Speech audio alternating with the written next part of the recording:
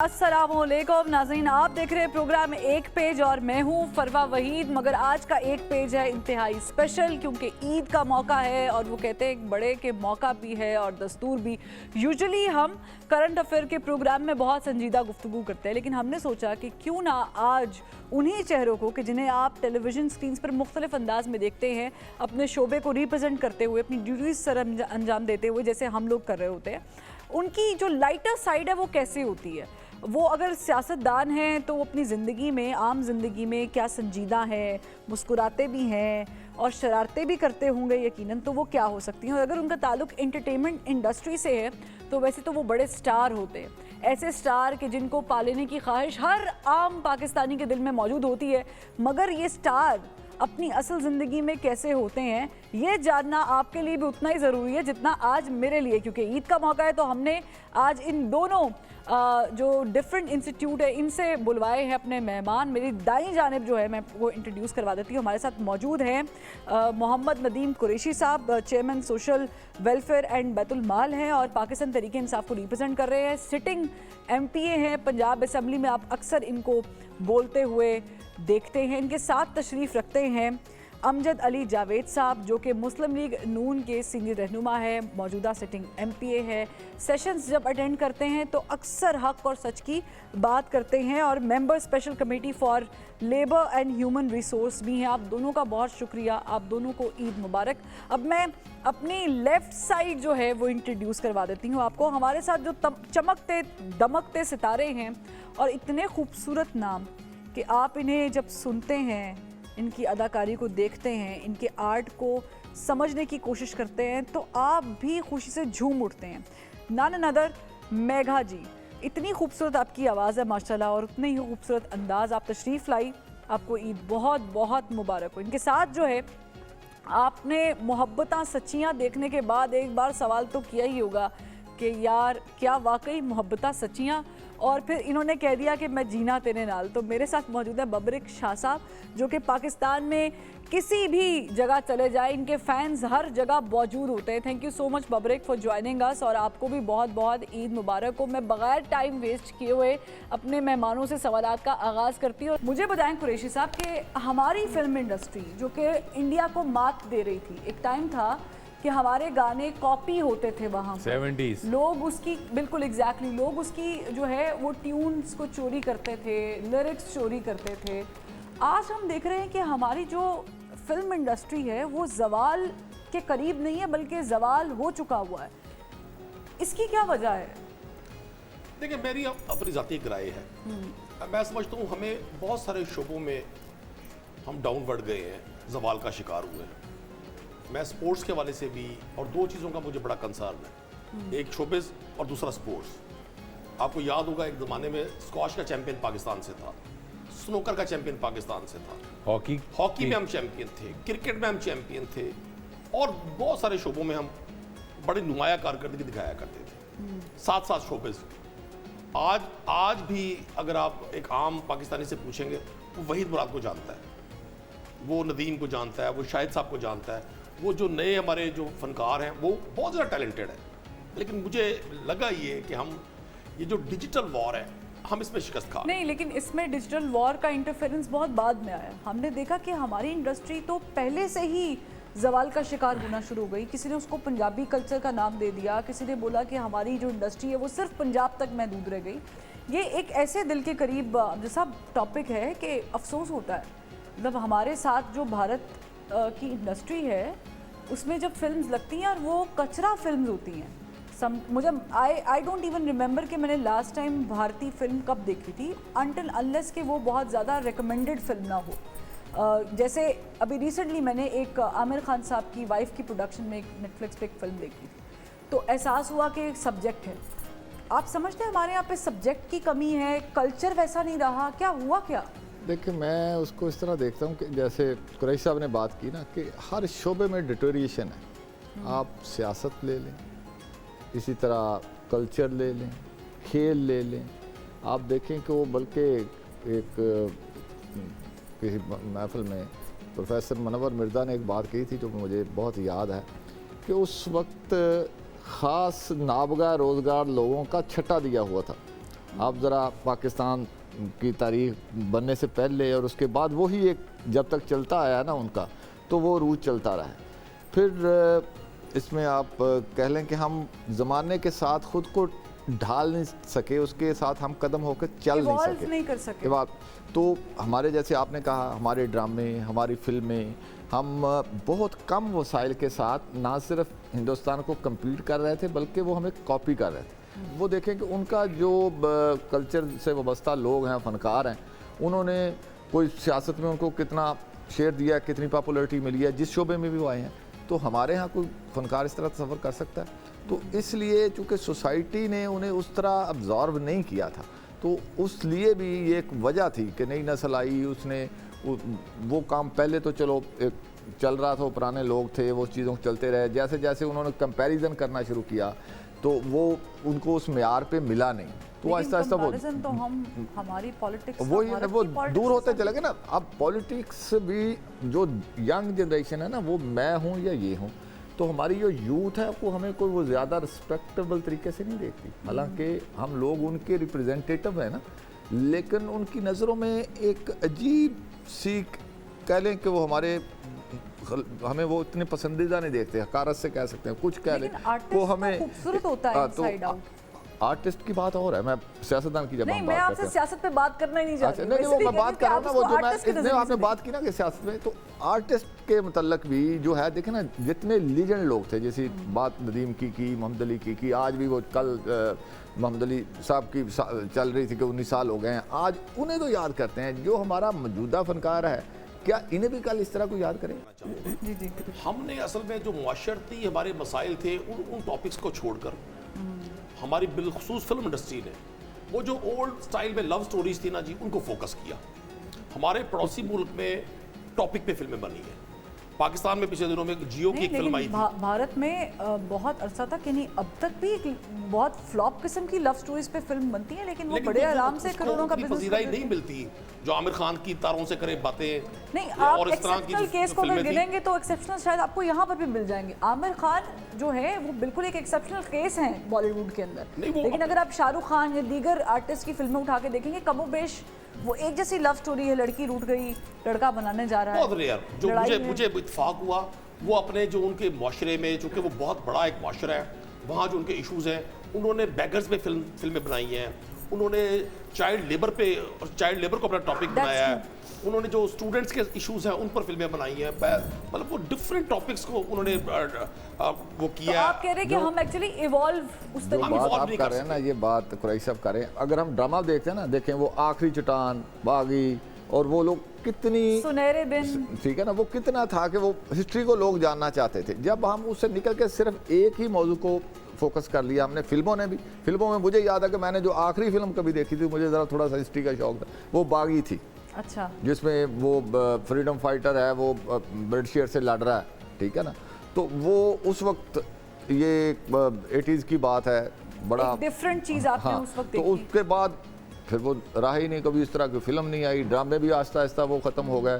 तो उस वजह से ड्रामा ने भी हमारे छोड़ी है स्पेस, ड्रामे की तरफ भी लोगों की कितनी की अट्रैक्शन है। चले, मैं जो आप दोनों ने इतना खूबसूरत तज्जिया पेश किया, आई वाज नॉट एक्सपेक्टिंग कि बीइंग पॉलिटिशियन ये इतनी गहरी नज़र जो है एंटरटेनमेंट इंडस्ट्री पे रखेंगे, लेकिन इन्होंने बड़ा बेहतरीन तज्जिया किया। एंड पे हम इनकी फील्ड पे जो इन्होंने तज्जिया किया वो इनसे भी पूछेंगे, जो ये तज्जिया करने वाले हैं पॉलिटिक्स के ऊपर, वो हम इनसे भी पूछेंगे कि कहाँ गलत है कहाँ सही है। मैं कहा जी आप स्टार है, भूल जाएं आप एक मिनट के लिए स्टार हैं, लेकिन आप बीइंग अ पाकिस्तानी मुझे बताएं कि ये जो सियासतदान असेंबलीज में हमारा वोट लेकर आते हैं और फिर लड़ भी पड़ते हैं और हम इन्हें कभी कभी लड़वा भी देते हैं, ये आपको लगता है कि ये सही काम कर रहे हैं, बिल्कुल ठीक काम कर रहे हैं? मुल्क वैसा ही है जैसा हम कभी एशियन टाइगर्स हुआ करते थे और हम दो नहीं एक पाकिस्तान वाला स्लोगन लेके निकलते थे, वो वैसा ही है पाकिस्तान ये वाला? वो कहते हैं ना कि इस परचम के साए तले हम एक हैं, हम एक हैं, लेकिन नेक नहीं है। नहीं, नेक भी हैं, बट यू कैन से कि 5 फिंगर्स आर नॉट इक्वल। वो बड़े कहते हैं ना एक हो नेक हो, लेकिन हम ना एक है ना नेक है मेरी नज़र में। तो उसमें भी बहुत सारी वजह है ना, माशाल्लाह उन्होंने इतनी अच्छी बातें की फिल्म इंडस्ट्री के मुतालिक, तो दिल कर रहा था कि ऐड ऑन करें, लेकिन मैं चाह रही थी नहीं, वो एंड पे करेंगे। अब ये जो आपने बात पूछी है तो सच पूछें कि पाकिस्तान की, क्योंकि मैं स्टार बाद में हूँ, फनकार बाद में हूँ, पहले मैं एक पाकिस्तानी हूँ। Exactly. और मुझे सबसे पहले पाकिस्तान है, मुझे किसी की शख्सियत से कोई गर्ज नहीं, मुझे किसी ऐसी एक्टिविटी से कोई गर्ज नहीं जिससे पाकिस्तान का नुकसान हो, पहली बात। और पाकिस्तान हमेशा से ही अनस्टेबिलिटी का शिकार रहा है, चाहे वो पॉलिटिकल हो, चाहे वो बाकी चीज़ों को देखते हुए हो, मईशत हो, एवरी इदारा, चाहे इंडस्ट्री है, हमारी ये जो सनतें हैं, हमारे दीगर शोबे हैं, सबसे पहले तो हमारी वो लिटरेसी रेट ही नहीं है जो हम इंडिया के साथ अपना कंपैरिजन करने का सोचे। वहाँ का तो बच्चा बच्चा अंग्रेज़ी बोलता है। उन्होंने इतना फोकस किया अपने बच्चों की पढ़ाई पर और हर चीज़ में तरक्की की। हमने क्या किया, हम नहीं, बहुत सारी, आप समझती हैं कि उनके सियासतदानों ने हमारे सियासतदानों से ज़्यादा तरक्की की है? मैं सियासतदानों की बात नहीं कर रही, आपने मुझसे नहीं, as a मैंने आपसे पाकिस्तानी सियासतदानों वाला सवाल किया। पूछा। आपने मुझसे पाकिस्तानी का सवाल नहीं, किया, मैं पहले आपको पाकिस्तान तज़किया का जो है वो इन सियासतदानों पे देना है आज। देखिए बात पता क्या है, अगर इस बारे में भी आए तो फिर बात वही है कि यहाँ तो हमारी सियासत ही स्टेबल नहीं है। हाँ। आना जाना ही लगा हुआ कि इधर इस कमरे से जाओ और दूसरे कमरे से निकलो तो आपको फेस डिफरेंट मिलता है, सेम स्टोरी है। तो मकसद वो है कि जब तक आप एक घर को टाइम नहीं देंगे, एक चीज़ को डेवलप नहीं करेंगे, देखिए घर में लड़ाइयाँ होती हैं, हर घर में होती हैं। अगर हम पाकिस्तान को एज ए घर ट्रीट करते हैं तो लड़ाई तो हर जगह होती है, सास बहू की लड़ाई है, नंद भाविज की लड़ाई है, भाई बहन की लड़ाई है। तो उसका मतलब लोग ये तो नहीं ना कि लोग अपना घर ख़राब कर लेते हैं। इसका फ़ायदा अगर बैरूनी ताकतें उठा रही हैं या अंदरूनी उठा रही, तो उसमें सिर्फ और सिर्फ नुकसान उस घर का हो रहा है, वो हमारे पाकिस्तान का हो रहा है।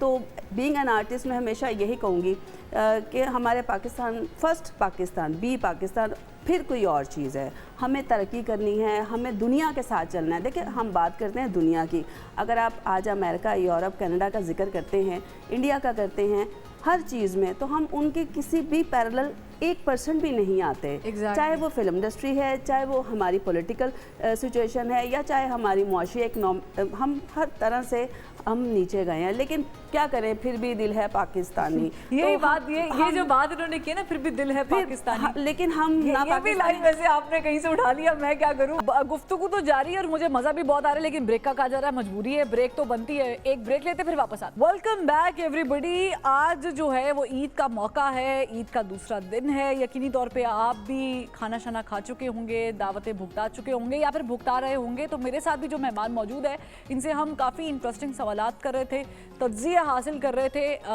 इनकी फील्ड के उनसे और उनकी फील्ड के इनसे। लेकिन हम गुफ्तगू को थोड़ा सा आगे बढ़ाते हैं। शाह जी, मुझे बताएं कि आप इत्तेफाक करते हैं जो स्केच मेगा जी ने खींचा है पॉलिटिक्स के बारे में, आपके भी ज़ाहिर है कि दादा फ्रीडम मूवमेंट का हिस्सा रहे और ये I am sure that runs in the blood. ये वही पाकिस्तान है जो हमने वोट के ज़रिए सियासतदानों को दिया? सबसे पहली चीज़ तो ये है कि मायूस जो है मैं कभी भी नहीं होता अपनी ज़िंदगी में, ठीक है, होना भी नहीं चाहिए। हाँ, कि और उम्मीद जो है मैंने सिर्फ अपने रब से बांधी, मैंने कभी किसी से नहीं बांधी। मैं अली की औलाद हूँ, मैंने हमेशा अपने रब से उम्मीद बांधी, ठीक है। और बात आ गई सियासत की तो और इलेक्शन की, तो इलेक्शन के हवाले से बाद में आपको ये कहूँ कि ओवरऑल सारे पाकिस्तान को ठीक करने का सबसे पहली जो जिद्दोजहद है ना, वो इलेक्शन के पॉइंट पे करनी चाहिए। आवाम किसी को इलेक्ट करना चाहती है, मगर और लोग किसी और को इलेक्ट करना चाहते हैं। आप बड़ी सीरियस बातें ईद वाले दिन कर रहे हैं, ऐसा ना हो। आपने पॉलिटिक्स, आपने मुझसे पॉलिटिक्स का सवाल किया तो फिर मुझे आज़ादी दे बोलने की, दस्तूर भी है, ठीक है। तो ये है कि सबसे पहले इस चीज़ को ठीक करें, घर को बचाएं ना। हाँ, और अगर इस चीज़ को नहीं ठीक कर सकते तो मुझसे रब्ता करें, मैं तरीका बताता हूँ, ठीक है। वो तरीका आप ऑनर बता सकते हैं। वैसे मैंने फिल्म इंडस्ट्री में वर्ल्ड रिकॉर्ड क्लेम किया क्योंकि मुझे पता था कि मेरे आने वाले नस्ल के बच्चे अभी के लोगों को नहीं पहचानेंगे, मगर मैंने अपना मार्क गूगल पे छोड़ दिया कि जब भी कोई सर्च करेगा तो सिर्फ पाकिस्तान की इंडस्ट्री में से अगर नाम आएगा तो मेरा नाम पहले आएगा, क्योंकि मैंने वर्ल्ड रिकॉर्ड क्लेम किया हुआ है। तो book of world record setter पे ऑलरेडी मेरा नाम है, ठीक है। उसके अलावा हज़ारों वेबसाइट में विकीपीडिया और फलानी जगह हर जगह मौजूद है। सो आई नो कि डिजिटल मीडियम की क्या इंपॉर्टेंस है। इसी तरह इलेक्शन को बनाने के लिए भी उसको बेहतर किया जा सकता था। आप अपने मोबाइल पे बैठ के वोट दे सकते हैं और सिस्टम को सारा डिज़ाइन किया जा सकता है। दुनिया में वोटिंग के डिफरेंट होते हैं। जिस सिस्टम के मेरे जहन में, जिसकी मैंने एजुकेशन ली हुई है, मुझे पता है कि वो इतना फेयर है और वो इतना डिसेंट्रलाइज्ड है। वंस इट अप्लाइज तो गवर्नमेंट खुद भी चाहे तो फिर उसको चेंज नहीं कर सकती। When that will be completely applied and power will be distributed among the people. So that's the first जो है वो प्रायोरिटी, क्योंकि जब खुलफा राशिदीन का दौर था तो लोग खलीफा चुनते थे। जाहिर बात है वोटिंग का तो सिस्टम नहीं हम था। भी सारे वोट देके चुनते हैं लोग। हाँ, तो बैत करते थे, ठीक है, वोट नहीं, वो उनके सरदार आते थे, सरदार के लीड पर पीछे लोग होते थे और वो एक सरदार आगे होते थे जो आज MNA MPA का पोजीशन है। इस तरह वो अपने इलाकों के सरदार थे, वो सारे बैत किए होते थे उससे और वो आगे अमीर से बैत कर लेता था। तो कि ठीक है भाई आप मेरे सरदार हैं। अब वो अपनी लीजेंस को प्लेज करते थे कि भाई मैंने आपके साथ अपनी लीजन प्लेज किया, मैं इस अंडर में रहूँगा, ये मेरा डेकोरम है, मैं इसके अंदर रहूँगा। तो this is how you increase. बात आपने की इंडिया और पाकिस्तान की पॉलिटिक्स की, तो वो तो हमसे आगे जा नहीं सकते। उसकी वजह यह है कि उनका तो दीन ईमान ही कोई नहीं है। दीन ईमान ही कोई नहीं, जिसने सोचना है 84 लाख दफ़ा मैंने जन्म लेने और दोबारा आना है। हाँ। और तो उसने क्या उस मुसलमान के साथ कम्पीट करना है। रिलीजन फैक्टर वैसे भी कौम होना बड़ा जरूरी होता है। फिर इखलाकी कदरें बनाना कमज़ोर लोग नहीं बना सकते। शेर के घर में पैदा हुआ शेर जो है उसको कुत्ता तरबियत नहीं दे सकता। Exactly, समझ रहे हैं? तो उसकी वजह यह है कि उसके अपना एक तो आप आज की पॉलिटिक्स को क्या रेट करते हैं जो आज मौजूदा कंडीशन है? लोगों ने जो है वो चूंकि यंग जनरेशन पॉलिटिशियंस के साथ इंटरेक्ट इसलिए नहीं कर पा रही क्योंकि इन्होंने उनके अंदर जनरेशन गैप क्रिएट कर दिया। ये सुनते नहीं है कि अगला क्या रहा है। सुने वो आपके बारे में, जैसे आपने तज्जिया दिया, नहीं वो अभी आर्टिस्ट है, पॉलिटिक्स में पॉलिटिशियन मैं हूँ इस वक्त। उनका कैरेक्टर चेंज है। तो उन्होंने एक जनरेशन में किया है गैप क्रिएट। जब आप जनरेशन, मैंने अपने बेटों के साथ इतना फ्रैंक हूँ कि मैं उनको नहाने के लिए भी उनके साथ घुस जाता हूँ क्योंकि मुझे पता है कि अगर ये मेरे साथ शावर लेंगे they will be balance to my level. ठीक है, they will be balance to my level. अपनी चीज़ को जब अपनी आने वाली नस्ल को सपोर्ट करते हैं, यानी जो आपने सीखा है उसको आप जनरेशनल वेल्थ के तौर पे आगे भेजते हैं, तो बहुत सारी चीज़ें ओवरकम हो जाती हैं। मैं वैसे बड़ी इम्प्रेस हुई हूँ बाय द वे दोनों साइड से कि आपने फिल्म इंडस्ट्री के ऊपर और आपने पॉलिटिक्स के ऊपर, आई वाज नॉट एक्सपेक्टिंग, मुझे लगा शायद कि इनकी अपनी जो फील्ड है उसमें तो ये माहिर होंगे ही होंगे, लेकिन इस तरह स्विच करके भी ये माहिर हैं जो तज्जिया दोनों साइड्स ने दिया है। अच्छा, इस पे जो है ना, क्या किसका तज्जिया सही था क्या नहीं था ये तो ज़रा हम पूछेंगे ही। और ईद का मौका है Obviously. और मौका भी है और दस्तूर भी है, तो फिर आपकी आवाज़ क्यों ना हो जाए। एक गाना और फिर ब्रेक। Welcome back. इतनी खूबसूरत महफिल, खूबसूरत लोग और इतनी खूबसूरत ईद यकीनन आपकी भी गुजर रही होगी, मेरी तो गुजर ही रही है। नॉर्मली हम स्टूडियोज़ के अंदर खबरों को डिस्कस करते हैं, सीरियस टॉपिक्स डिस्कस करते हैं, लेकिन आज ईद है भाई। ईद के दिन आप छुट्टी ले सकते हैं और छुट्टी लेकर आप हल्की फुल्की लाइटर मोड पे सजेशंस भी दे सकते हैं, बातें भी कर सकते हैं। लेकिन क्या हम जिन लोगों को टीवी स्क्रीन पे देखते हैं वो वैसे ही हैं या नहीं है? बचपन की शरारतें कुछ हुई भी होंगी भाई, वो भी तो हमने पूछनी है। तो मैं नदीम साहब से आगाज़ करती थी। साहब, बचपन में कभी ऐसा हुआ है कि किसी के घर की बेल बजा के भाग गए हों या कोई चलती बस में से ठंडे पानी की बोतल किसी के सर्दियों में फेंक दी? कुछ शरारतें वारतें की हैं कभी आपने? अच्छा, एक चीज़ अर्ज करूँ आपको। जी जी। ये जो सियासतदान है ना, ये बहुत ज्यादा शरारती बच्चों की रिफाइंड किस्म की किस्म है। अच्छा अच्छा, फिल्टर्ड किस्म की ये नस्ल। फिल्टर्ड किस्म की। ठीक है। वो शख्स पॉलिटिक्स कर ही नहीं सकता जिस पे बच्चा मौजूद ना हो। और जाहिर है जो बचपना है उसकी अपनी सादगी की अपना एक हुस्न है, अपनी यादें हैं। और मैं तो बहुत ज्यादा शरारती बच्चा था। अच्छा, तो कोई किस्सा हमें भी सुनाएं कि हम भी अंदाजा लगाएं। मैंने आज सारा प्रोग्राम ना मैगा जी का नाम कर दिया। उन्होंने कहा ना जी आ जाओ ईदा आइया ने, तो मुझे एक शख्स याद आ गया जो पिंडी बैठा बैठियाला में। ईद पर इन्होंने हमें उदास कर दिया। ईद ये आप उनसे पूछे, वो कहेंगे रहने दो। नहीं, वो भी बड़े कहेंगे बस जी बस, ज्यादा बात नहीं। हाँ नहीं, वो बड़े नरम दिल इंसान है। मुझे इनसे अंदाजा है इस बात का, क्योंकि मैं लेकिन आपके लिए सराइकी का गाना फिर होता है, वो ईद आ गई लेकिन ढोल नहीं आया। ढोल नहीं आया। मैं ज़ाती तौर पर समझता हूँ हमारे माशरे में ना अब मोहब्बतों को रिवाज पाना चाहिए, प्यार को रिवाज पाना चाहिए, हम एक दूसरे को स्पेस देनी चाहिए। हमारा नौजवान वो अपने बुजुर्गों को वॉच कर रहा है। लेकिन आपने शरारती वाकया मुझे भी नहीं सुनाया। हमने बहुत ज़्यादा बातें कर ली कि हमें क्या करना चाहिए, लेकिन कोई शरारती वाकया याद है बचपन का? कोई असेंबली का ही वाकया सुना दें हमें। नहीं, असेंबली में तो रोज़ शरारतें हो रही हैं। मैं असल में बहुत सारी चीज़ें हैं यादों में, और वो कोई ऐसी चीज जैसे अभी शाजी ने जिक्र किया ना जी अपने वालिद साहब का, तो ज़िंदगी में कुछ जुदाइयाँ ऐसी हो जाती हैं जो इंसान की शरारतें ख़त्म कर देती हैं। तो मैं अपने वालिद से बड़ा इश्क करता था। अच्छा। वो 2 साल पहले हमसे जुदा हो गए। तो मैं जब भी अपनी शरारतें याद करता हूँ तो मुझे एकदम एहसास होता है कि मैं बुजुर्ग हो गया। और जब तक वालिद साहब हयात थे तो मैं उनको अक्सर कहता था कि अब्बा जी आपने हमें ना बूढ़ा नहीं होने दिया। जब तक वालिदैन हयात हों तो इंसान बच्चा ही रहता है। बिल्कुल अच्छी बात। तो बहुत सारी शरारतें हैं, बहुत सारी यादें हैं। मेरे वालिद साहब एक्चुअली एडवोकेट थे, अच्छा। वो प्रैक्टिस के लायर थे सुप्रीम कोर्ट ऑफ पाकिस्तान के। तो जब मैं बहुत छोटा था तो मैं उनको देखता था, वो सुबह तैयार होकर, जैसे वकला का ड्रेस होता है, वो काला कोट जब वो पहन। हाई कोर्ट जाया करते थे वो एक गाउन लिया करते थे उस ज़माने में। मैं बहुत छोटा था तो मुझे बड़ा शौक था, मैं उनका वो गाउन अपने स्कूल ले गया। अच्छा। तो वो उस ज़माने में मोबाइल तो थे नहीं, वो बड़े परेशान। मैं जब गाउन पहन के गया तो वो मेरी टीचर्स भी मेरे बड़े हैरान, भाई ये कहाँ से ले आया। मैंने उसको छुपा के रखा हुआ था, जैसे मैं क्लास में गया तो वो मैंने पहन लिया। तो मेरे टीचर्स ने मुझसे पूछा, ये आज खैरियत है? मैंने कहा जी मैं ना आज मैं महसूस कर रहा हूँ जैसे मेरे अंदर ना मेरे अब्बू आए हुए हैं। कभी वो गाउन, कभी शेरवानी, वो बहुत सारी शरारतें वालिदैन के साथ जो है ना इंसान की दफन हो जाती है। लेकिन बहरहाल हमने ईद के प्रोग्राम को सोगवार नहीं करना।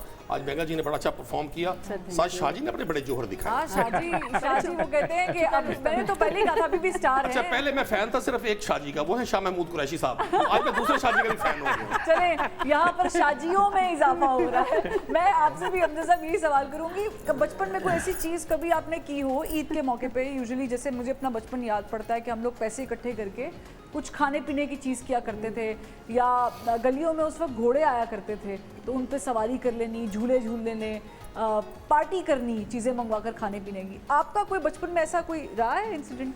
जी वो एक शेर है जी, छोटे थे तो दाम फरेब भी छोटे थे, छोटे थे तो दाम फरेब भी छोटे थे, दाना डाल के चिड़िया पकड़ा करते थे। तो मेरा तल्लक चूँकि जेनेक्स की नस्ल से है, हमने दिया देखा, लालटेन देखी, बल्ब आता देखा, ट्यूबलाइट आती देखी, फिर अब तो रोशनी डिजिटल लाइटें देखी। अगर आप बिजली दे दें तो वो जो ट्रांसफार्म है ना पूरा, वो देखा। सर हम तो आपको अपनी तरह नौजवान समझते थे। तो उसमें ये उस वक्त जो आपने जो बात की, तो उस वक्त ये इस तरह की छोटी छोटी शरारतें थीं जो हमारे बच्चों को मुयस्सर नहीं है।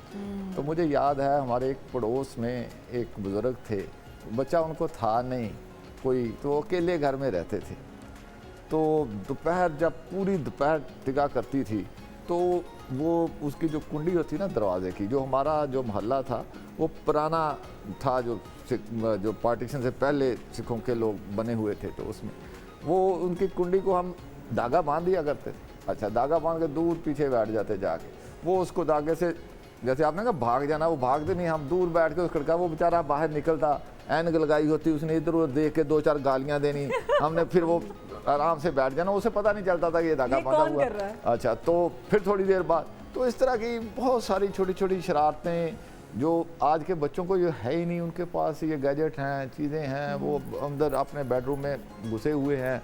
तो हमने तो वो सारी बचपन गलियों में खेलते, मट्टी में खेलते, और इसी तरह की बहुत सारी रात देर तक घरों में लोग बाहर गलियों में चारपाइयाँ डाल के सोया करते थे। लेकिन ये बचपन इतनी खूबसूरत चीज़ होती है कि जब जब आप इसे याद करें, लेकिन मतलब अब मैं ये कहूँगी कि मैं बहुत पुरानी, तो ऐसा तो नहीं है, मेरा भी बचपन ही चल रहा है।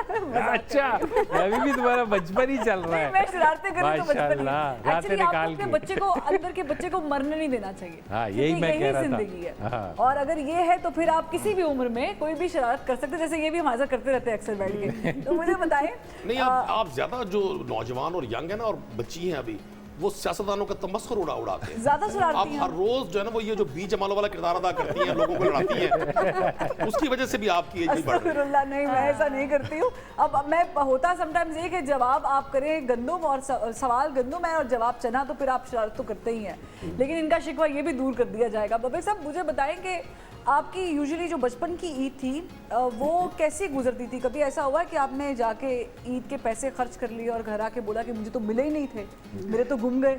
नहीं, ऐसा नहीं था। मैं बड़ा जमा करता था चीज़ों को। अच्छा। बचपन से मेरी आदत जोड़ू? हाँ, मैं जोड़ता था, और मेरा एक बड़ा गोल होता था कि मैंने ये चीज़ खरीदनी है, इसके लिए मुझे कितना अरसा पैसे जमा करने पड़ेंगे, साल 1.5 साल। तो उनको ये होते हैं एलीट बच्चे। मुझे जमा करने में मज़ा आता था, मैं उसको जमा करता रहता। फिर जब मैं उस गोल पे पहुंच जाता था तो उसको अचीव करता था। ये बड़े होकर सियासतदान बनेंगे। अभी सियासतदान। मेरे तो खून में ही सियासत है। नहीं, आपके खून में बड़ी अच्छी वाली सियासत है, आजकल जमा करने वाली सियासत है। हाँ मैं जमा करता अगर सियासत में होता, मगर लोगों के लिए, अपने लिए नहीं। अब आप अपनी अपनी समझ के हिसाब से ये तीनों हजरात की एज का अंदाजा लगा लें और खवातीन की तरफ बिल्कुल मत आइएगा, क्योंकि हम तो अभी अपनी टीन एज में हैं, हमें तो एज से कोई एज इज जस्ट नंबर। इंशाल्लाह हमने 20 साल 16 साल की रहना। हाँ जी इंशाल्लाह मैं आपके साथ हूँ, मैं इससे कम करती रहती हूँ। मेघा जी आप मुझे लगता है कि बड़ी चुलबुली आपकी पर्सनैलिटी है, तो ये जो बचपन में शरारतें वारते करते थे, क्योंकि मुझे याद है कि हम लोग घरों की बेल बजा के भागते थे, ये हमारे लिए एक बड़ा खूबसूरत मशगला था जो हमने हर शाम को करना होता था। ये तो बहुत छोटे मोटे मुश्किल है ना, हमने तो इससे भी खतरनाक, जैसे कि मैं तीसरी मंजिल से अगर आप को लगे कि एक बच्ची एक हाथ से झूल गई है तो कैसा लगेगा? तीसरी मंजिल से तो कैसा लगेगा? That was me. You did it on purpose और यस तो मेरी वादा सुबह बचपन से झूलने का बड़ा मजा आता हो गया। वही फिर बाद में मेरी स्पेशलिटी बनी ना कि मैंने घुटनों पे राउंड लिए, जंप्स लगाए 6-6 फीट से। वही एक चीज़ है जो एनर्जी थी वो बाद में कहाँ आके मुझे अल्लाह ताला ने अता की। डांस और स्टेज वो डांस और वो ये था। और अच्छी बच्ची समझते हैं। मैं अच्छी हूँ अल्लाह की बचपन की बात है ना, अभी की बात नहीं, अब तो सुधर गई है। सर वो हिंदी की एक कहावत है, शाहजी हिंदी की एक कहावत है, पूत के पैर पालने में नजर आते अल्लाह का भला करे। बचपन में इस तरह के काम थे तो बाद में क्या हुआ होगा? छोटे थे ना तब आप छोटे थे, आप भी आपको नजर नहीं आए, माँ को नजर आ रहे थे। बचपन तो सबका ही भरपूर होता है ना, क्योंकि माँ बाप के साथ बचपन होता है। तो जैसे उन्होंने अभी कहा कि माँ बाप हो ना तो इंसान 60 साल का भी क्यों ना हो, वो अपने आप को बच्चा ही फील करता है। और माँ बाप के लिए तो एक्चुअली हम बच्चे ही होते हैं। मैं बहुत अफसोस से कहना पड़ा कि वक्त जो है वो मेरा नहीं, अल्लाह ना करे थोड़ा सा और जीना है, लेकिन प्रोग्राम का वक्त जो है वो खत्म हो गया। Thank you so much for joining us. आप आए, मुझे बहुत अच्छा लगा। मबीर साहब,